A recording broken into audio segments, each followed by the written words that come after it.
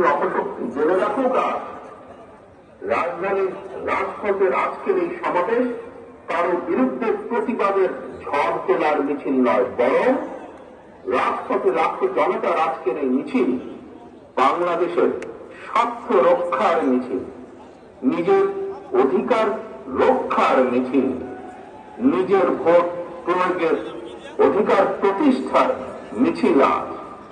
বাংলাদেশে যাতে আর কখনই ফ্যাসিবাদ স্বৈরাচার ফিরে আসতে না পারে, এই জন্য প্রতিটি নাগরিক সরাসরি ভোট দিয়ে জনপ্রতিনিধি নির্বাচিত করার সক্ষমতা অর্জন জরুরি।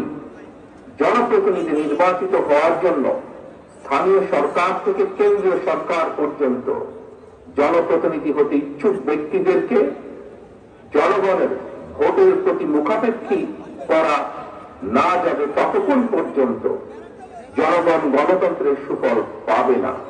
এমনকি স্বৈরাচার বা ফ্যাসিবাদ মুক্ত পরিবেশেও স্বল্প আয়ের মানুষকে বাজার সিন্ডিকেটের অভিশাপ থেকে মুক্ত করা অসম্ভব হয়ে পড়বে যদি না মানুষের ভোটের সরাসরি অধিকার আমরা নিশ্চিত করতে না পারি।